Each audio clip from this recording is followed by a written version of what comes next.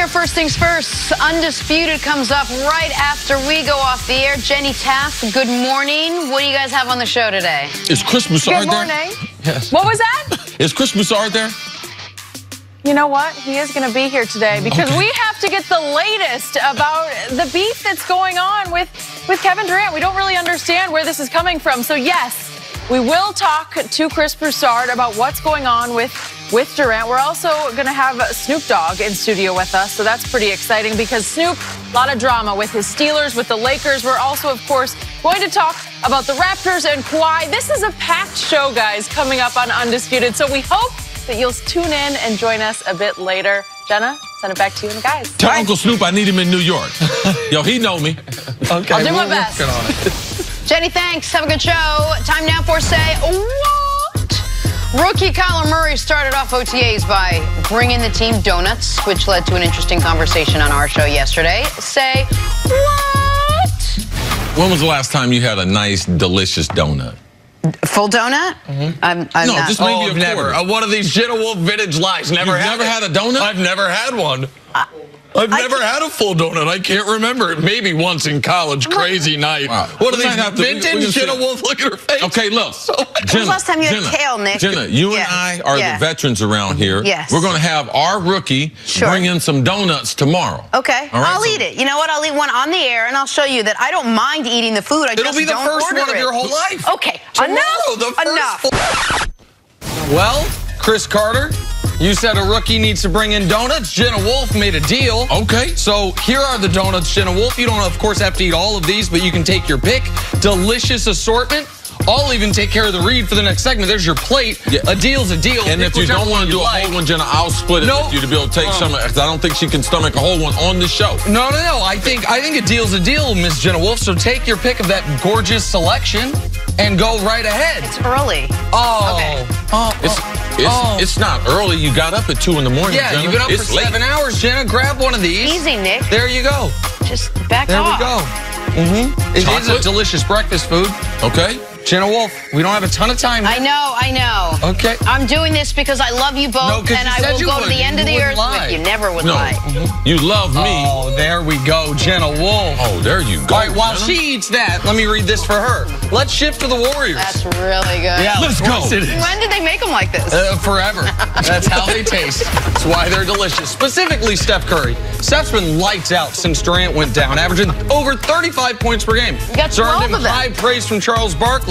Chuck said Curry has put his name back in the conversation for best player in the world. Chris Carter, in your opinion, is Steph back in the conversation for best player in the world? Yeah, and you're back in your seat as a co-host and everything to get this program back on the right track. Steph should be in the conversation. We know with him and Durant being on the same team, there's certain things as far as the MVP for the season, we knew they would cancel each other out. Like, it's impossible for them to be involved in that discussion. But now, with what we've seen and how unusual this playoffs have been, Boogie Cousins gets hurt first round. KD dominates the Clippers after the Warriors struggle. And he played the best basketball we had ever seen him play. He gets hurt. And now Steph Curry comes in and is playing at a level that we had never seen him play in the postseason. So, yes, him, KD, Giannis, LeBron, we're going to throw him we're going to grandfather him in. He's grandfather, though, old as he is right now. Giannis and Kawhi, those should be the discussion as far as moving forward. Someone will have the title F Giannis, F Kawhi, and if KD doesn't come back, Steph potentially with Golden State, they will have the fictitious title once we end this playoff run, Nick. Let's just go back 3 years ago this week. 3 years ago to where we are right now. This was, at that moment in time, a three-horse race. LeBron James had left Miami. He had gone to Cleveland. He had played brilliantly in their first NBA Finals appearance, but lost. So it's back-to-back Finals losses for LeBron. That year, they had fired their coach. They had won fewer games than people expected. LeBron averaged the fewest points he'd averaged in nearly a decade. Steph was en route to winning a unanimous MVP, but Steph was down 3-1 to who? To Kevin Durant. and the Oklahoma City Thunder. And there was real discussion about Steph overtaking LeBron in the regular season as the best player alive. Yes. And then Durant potentially overtaking Steph within that playoff series, while LeBron was out east and everyone thought just getting prepared to be beaten by whomever comes out west. KD then loses and doesn't play well in those final 3 games. He kind of gets crossed off the list. Steph and the Warriors are then a few weeks later up 3-1, and he is right there to take the title.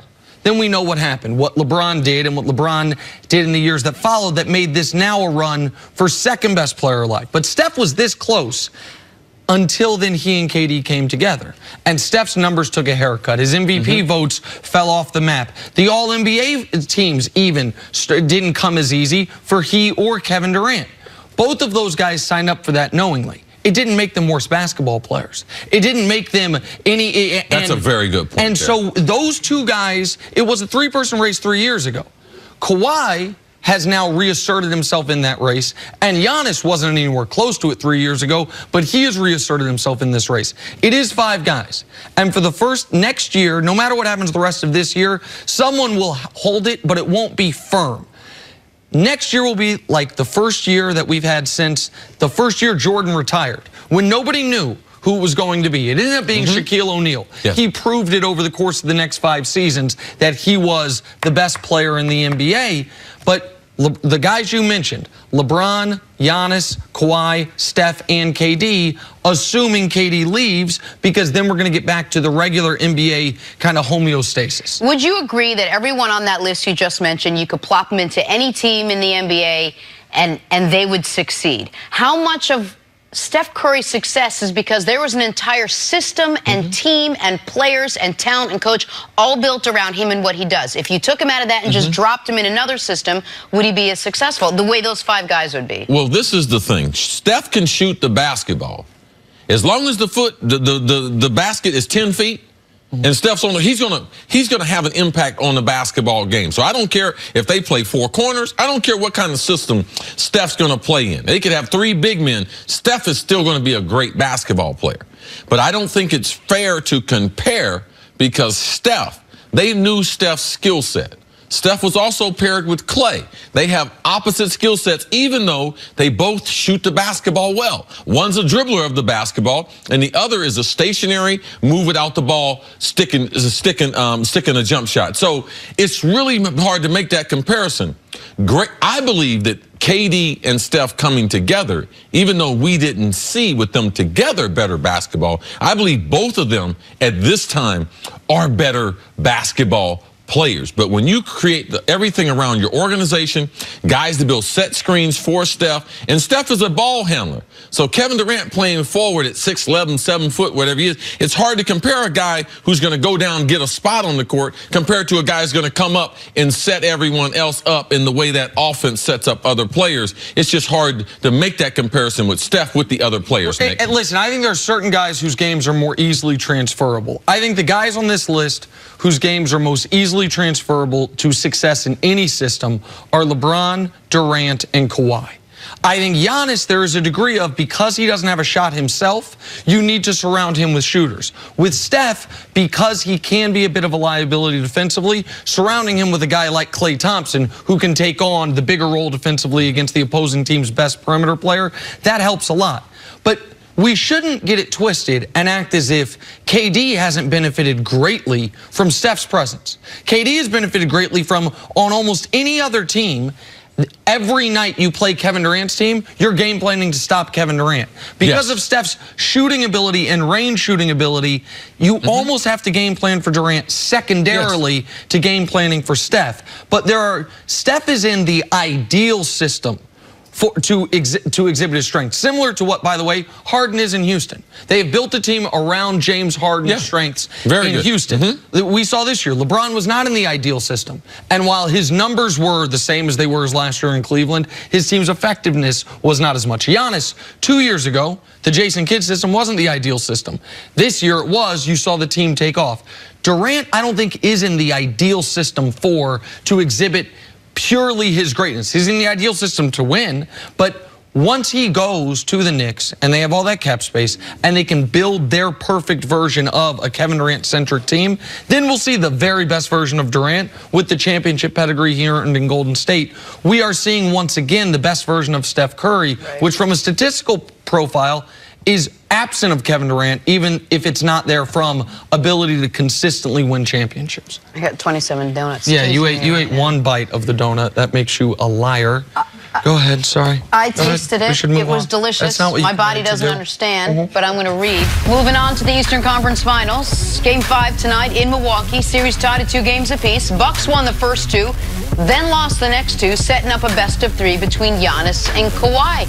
Chris Carter, are we worried about the Bucks after losing 2 in a row? Yes, I think worried might be a little strong. I would say I'm very concerned. I would